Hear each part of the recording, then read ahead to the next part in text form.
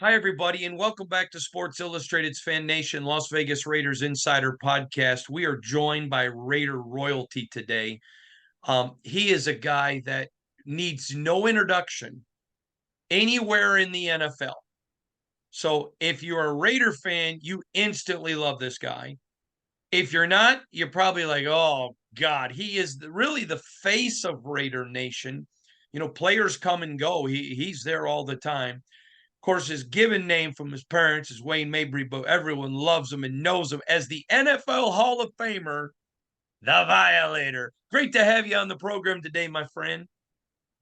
Thanks a lot, brother. Look, it's always a pleasure coming on just to chop it up with you about life, football, and everything else that's going on in the world. How can we make this better today? I agree with you.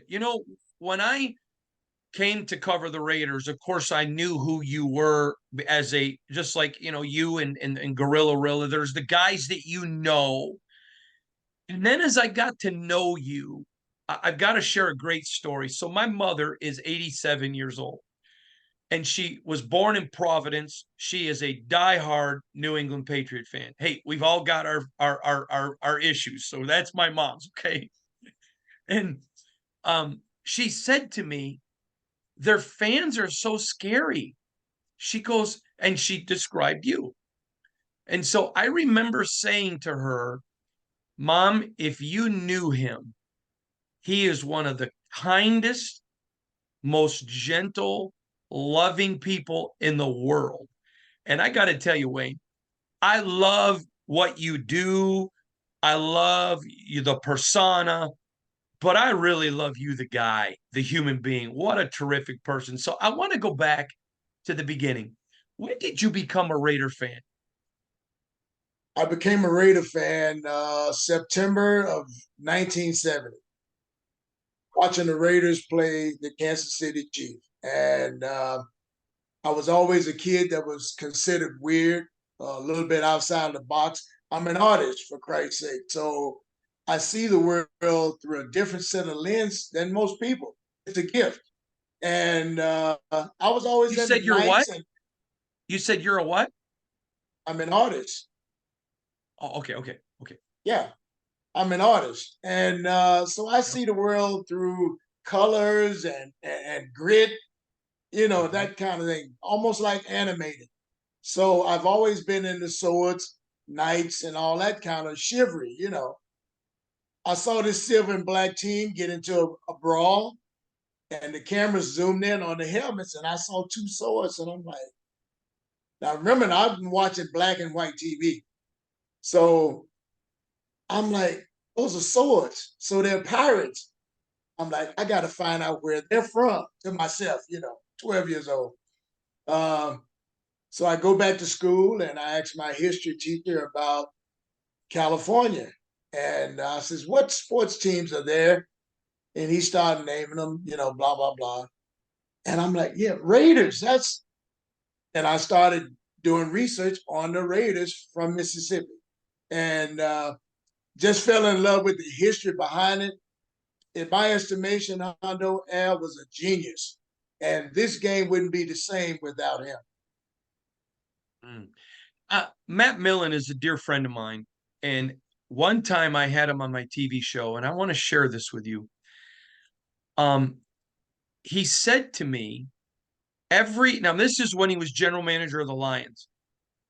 He said, every NFL team's fans thinks they're part of the team.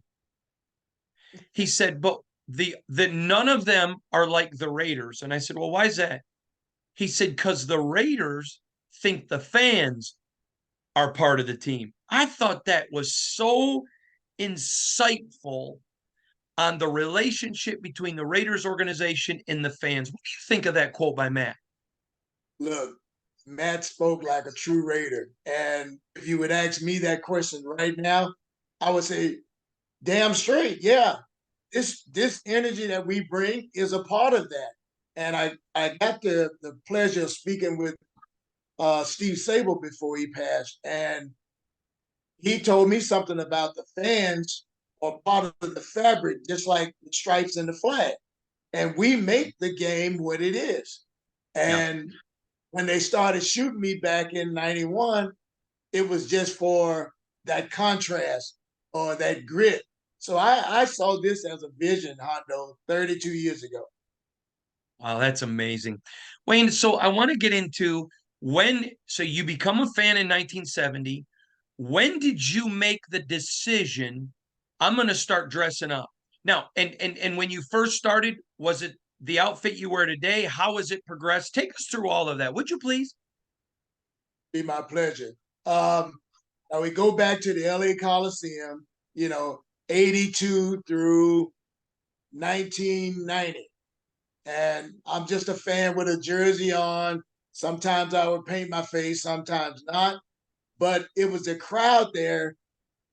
To me, I went to school at Jackson State. So we didn't even need seats in the stands because we stood up the whole friggin' game. It's something about that energy, Hondo, that when a player's feeling down and everybody's doing what we used to do in Oakland, man, the players can feel that. I remember from high school when that fan started stumping in the stands. You talking about some juice. If you had any switch, you would hit it right then. But going back to my whole transformation process, this started September of 91. We had gotten tired of where we were standing. The people never stood up and helped us yell. So we're right behind the Raiders bench. So when the offense is sitting there, their ears are getting blown off because we're yelling at the defense, getting them fired up in our heads. So anyway, when we started, it was me and three other friends. We went to every thrift store, I think, in Southern Cal and North Hollywood looking for something that looked like something out of Mad Max. And I always had this vision of myself as a football superhero since I wasn't on the field. And thus you see, the Demolition Brothers, football, Pirates, and Raiders all mixed in together. That's my persona.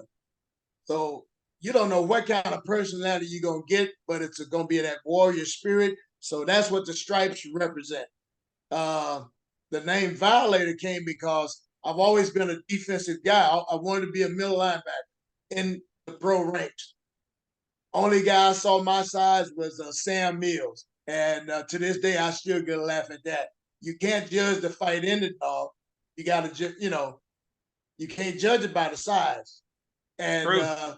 so I kind of bring that intensity when you see me on game day. Don't worry about how short I am. Get close enough and I'm going to get something on you. So, but anyway, I start off with half a shoulder pad with a belt stapled to it to hold it on me so my partner could wear the other hand. So we were like axe and smash. And I had pom poms in my military jump boots. I think I had start off with just some black Levi jeans, and a Matt Millen jersey, and a satin scarf and an earring in my ear. Brother, we were pirates coming to invade the LA Coliseum, and it was just to enhance the game day experience for the fans. Not even worried about cameras or nothing. But when that game started, we all gonna pay attention and know when to shut up and when to get loud. So I've been preaching that like you say 30 some years, brother. It never gets old. The generations of fans that I know personally that have told me that I've changed the direction of their life, man, that's a gift only God can give you, man. And to be able to touch people in that manner, you can't put a price tag on that, Honda. It just goes in the box with memories. I want you to know, after I told my mom that we had become friends and the kind of man that you are, she loves you. She always says, I saw our friend Violator. And so I want you to know you've got the nearly 90-year-old white woman market cornered. She thinks the world of you, brother. I love you. Tell her I love you. Um, I want to go back because I was raised by a dad that always said that he believed in the long run, good things happen to good people. And you all of a sudden, the first year the NFL opens up Hall of Fame to fans, You find out that your name was placed and nominated by a great Raider, and then you find out you won.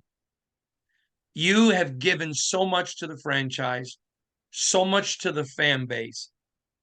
What was, to me, that was the game of football, not the Raiders. That was the game of football saying to Wayne, thank you. Thank you for what you've done.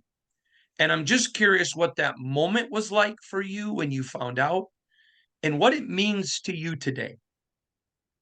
Well, I'll start off, Hondo, first of all, saying it was the utmost honor as a fan to even think that your name would be thrown in there, let alone by a professional football player. So here goes the story in a nutshell. I get this call, and they asked me why I hadn't entered the contest.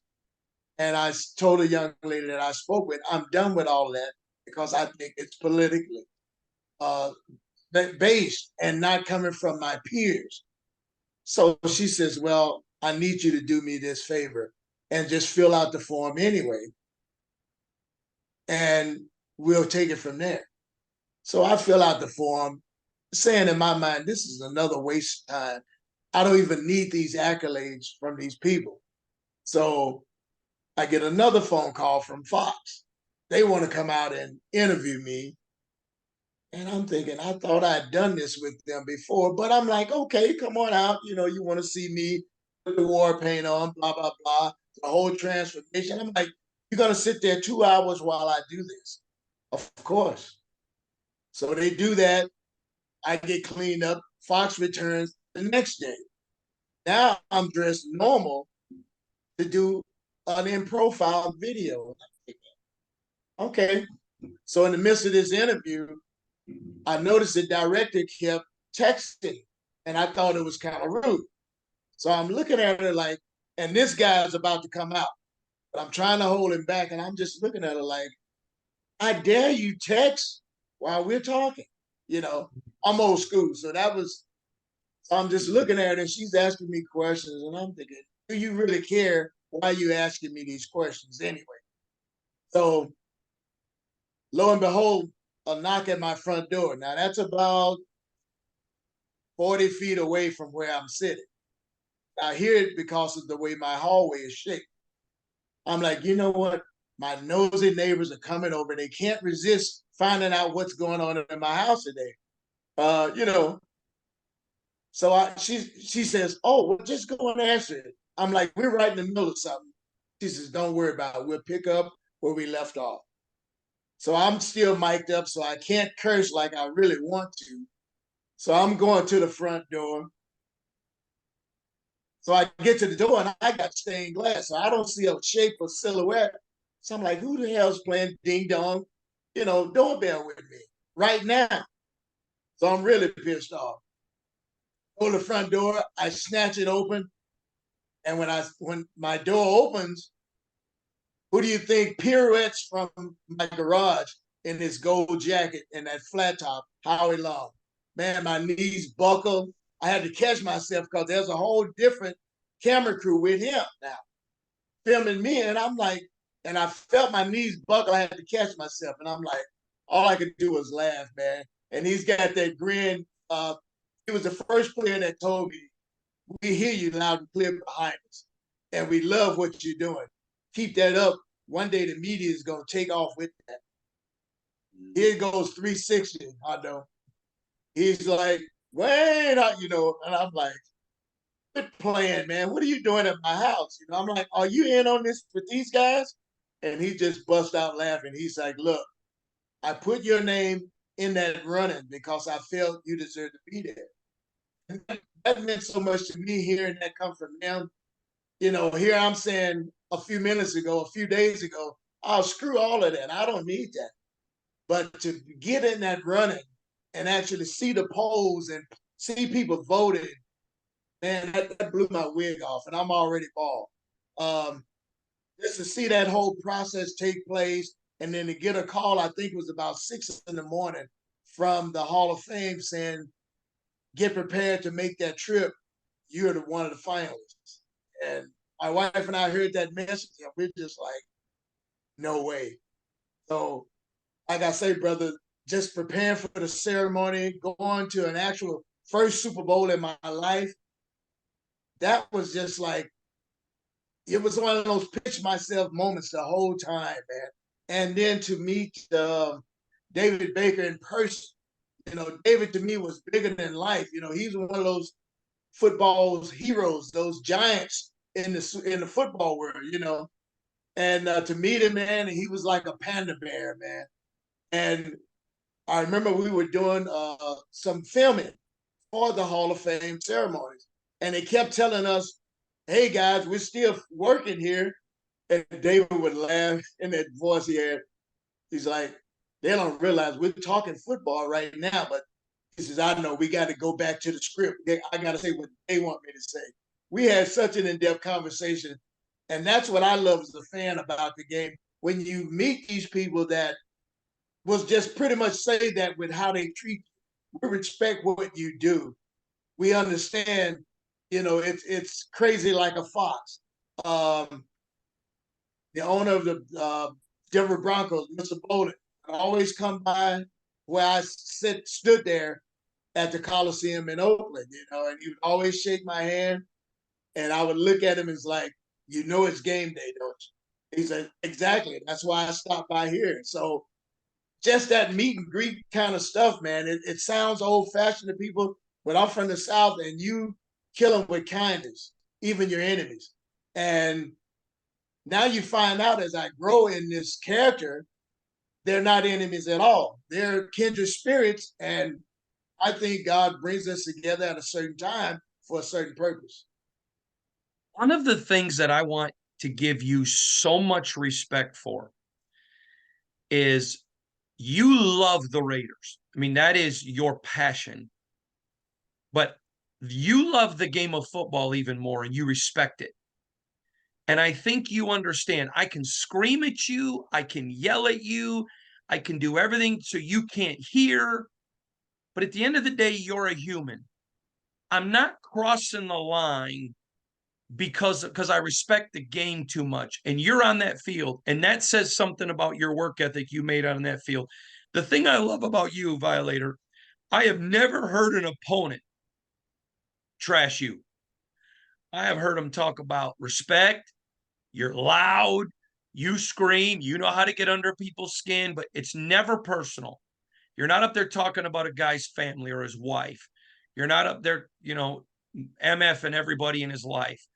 You do it the way it should be done. I love that. Now, I think part of it is you and I are from a previous generation. We're old school, but I love the way you do it. And I'm going to give you the best respect I could give you.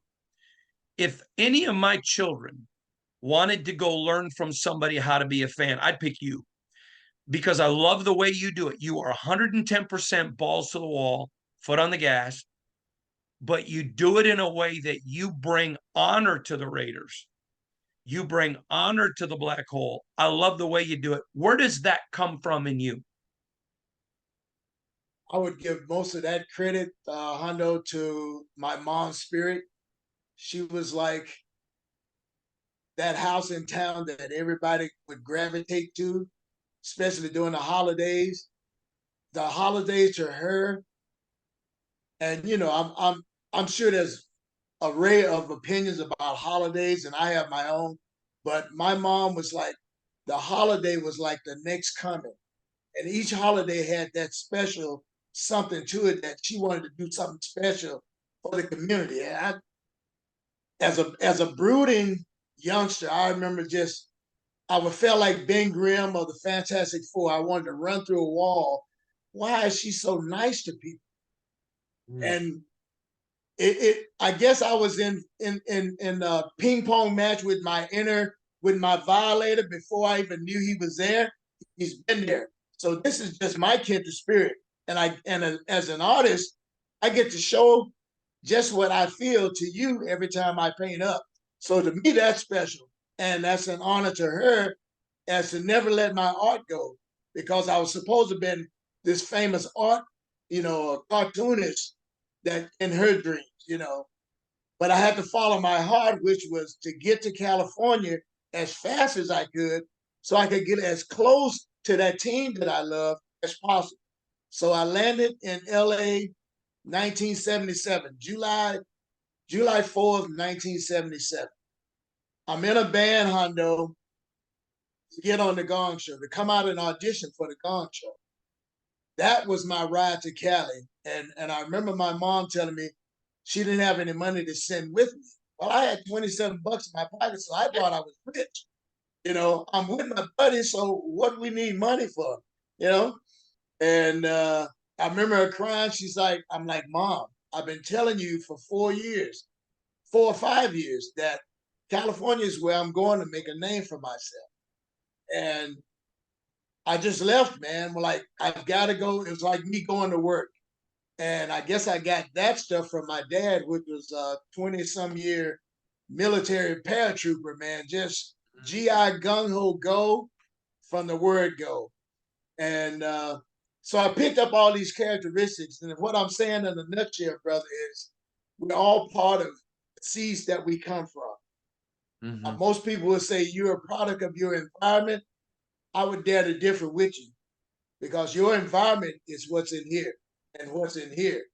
And you can take that anywhere in the world and share it with another kindred spirit. That's the beauty of football bringing fans together. We're like gladiators. So I'm going to tell you, I'm an old medieval spirit guy. Any kind of movie like that gets my attention right now because it's mano a mano, but with respect. And you've got fans on both sides for villain or hero, whichever way you want to look at it. And they're cheering their butts off for their guy to win. Football related to me as a young kid as that same gladiator sport. And right now, the way the game is going, it's still. Can you hear me, Hondo? Yeah, I can hear you. Okay, I'm hearing like an echo or something. I don't know. I got voices in my head here. But anyway, that sport to me, it takes so much to play that because you got 11 guys playing an orchestrated, as Madden would say, controlled mayhem till a whistle stops. That amazed me. Next play. So it's a battle up and down that gridiron, which teaches us as and most fans in life how to get along with people that we have to be on teams with, regardless of your trade or whatever it is. You work with people that are not from your neighborhood, not from your background, and all of that. But the beauty is to go into a room with a team and you can see that team getting better as the weeks go, as the months go, as the years go. And there's something about that bonding. Well, that's us football fans. There's something about that bonding, brother, that unless you come out to a game, we encourage people, the Black Hole saying, come out, join us, see what we're about. Don't hear what we're about. Come and experience what we're about. So that's what we're calling it right now, the Black Hole experience, because us old schoolers are the ones that's going to plant the seeds for the next generations to come. And if we do a good job, everybody in the world will see, hey, nothing has changed. These guys have held their tradition together like no other fan base, regardless of the ups and downs of their team. It's amazing. I was asked after I started covering the Raiders, Wayne, someone said to me on a national radio show, how would you explain the black hole? And they wanted me to go negative. And here is how I explained the black hole. I said the black hole has wealthy and poor in middle class. It's got black, brown, red, yellow, white. It is a group of people who don't care where you come from, don't care what color you are, don't care how much money you got, don't care if you're a Republican, a Democrat, or an independent. But when you step into that hole, the only thing that matters is you're a Raider. And the way America is today, we need more black holes, things that unite us and we realize we're really not that different. I think the black hole is great for America. I wish every team, I wish the Lions had a silver and blue hole and whatever. I think it's great for America for those reasons. Do you agree or disagree with me? I agree with you wholeheartedly on the fact that you said it brings people together who want to be together on one accord. And that Raider Shield to me, Hondo, was that accord as a kid. So when people used to say, "Oh, you're smitten with this" or "you're smitten with that," I never spoke about the Raiders to them because I thought that they wouldn't understand. You know, I'm already into this medieval mindset that I was born at the wrong time. But everyone's born at the right time with a purpose. I just so happened to find mine. After everything I've tried in life, I've done in life, this gives me the most pleasure ever. That's awesome. Now, Wayne, you did not ask me to do this, but I want to. You wrote a book or have a book about your whole journey. And I would love everyone to get this book. Can you tell them how? Yes, this is a book that you're speaking on, right? The Walk. Yes, sir. Yes, Yes, sir. sir. That's just a little snippet of following your dreams, following your heart. You can get that on Amazon, of course. You can get it at DorranceBookstore.com or get it on my website and I'll personally autograph it when I ship it to you. Modo-sports.com. MODO, like Komodo Dragon, sports.com. That's my personal clothing website. I'll autograph the book and ship it directly to you. So I'm working on book Wayne, two right how now. much is the book if they go to your website? $26 plus shipping. All right. That's awesome. What a great gift. Get it for Christmas. This guy Yes. is an icon. And I'm going to tell you, 99% of you don't know him. I do. Let me tell you the respect I have for my friend. I'm up in the press box watching games and covering games. If my son Dexter, who's only 16 months old, but if my son Dexter, when he got older, said, Dad, I want to go to a game, I can't take him. And if for some reason mom wasn't available, I would have zero concern saying, Wayne, can he go be with you and the people in the black hole? Don't let a national uh, viewpoint tell you anything other. This guy is one of the finest human beings. I'm better because Wayne Mabry's my friend, and Raider Nation's better because they've got Violator. And I love the guy. I love what he does. Wayne, you know what I personally think of you. I hold you in respect, not because you're Violator. I love that, but I hold you in respect because of your character. I'm going to tell a story about Wayne that nobody knows this story, and he doesn't know I'm going to tell it. This is how I knew I like that guy. So you have to understand when he shows up at the stadium, everybody wants pictures, everybody wants to talk to him, and it's not like being on the strip where characters then tell you you got to pay me for that picture and they're rude to you. He just loves Raider Nation. And I'll never forget the first time I ever saw him. First time, he's at a place and there's a dad who's clearly excited to meet Violator. He's got a little girl and she's scared. And he sits down and in a really sweet voice, he says, "It's okay, honey. It's okay." And she walked up to him and she just got a little, and he spent a lot of time winning her. And by the time they were done, she was hugging. And it wasn't that dad paid him. It was because he just made another Raider fan for life. That girl, 50 years from now, when Wayne and I are dead, is going to talk about, I remember meeting Violator. And to me, with him, it's not fake. It's about people. This guy was raised by a warrior like I was, and a dad and a great mom. He was raised to understand it's about people.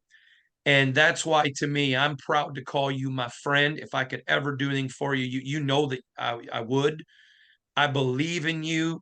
And I'm going to tell you right now, a lot of kids are not going to be able to get on that football field and be a professional athlete. You were one of them, but you're an example. They can change and impact the game. I'm proud of you, Wayne, and I'm proud to be your friend. Appreciate that, my brother. It's like I say, I tell people now, after so many years, they say, "Why do you still do it?" I says, "To me, it's a labor of love. So it's never like I'm working, even though you're working your butt off, but it's with a purpose, and that gives you so much uplifting spirit, man. That all I'm trying to do is share that with each fan that I come in contact with." Oh, you're awesome. Wayne, I got one last question.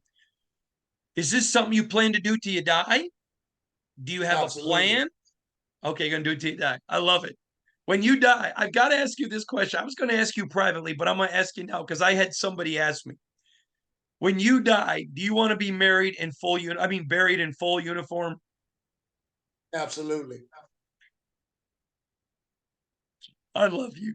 Wayne, you're one of the best. I want everyone to know we've got a feature article coming on Wayne, his story at our SI Fan Nation Raiders today. You don't want to miss this thing. It's going to be huge and it's going to be a great story. It's going to be one of those stories you're going to remember the rest of your life. To meet the man, the icon, and the personality, the Violator. And I love it because it's going to be the story of two men. And at the end, you're going to realize they're two men, same guy. I love it. I love you, Wayne. Thank you for your time, my friend. You're the best. Appreciate you, Hondo. Hey, keep inspiring us through your video. Trust me, we're listening.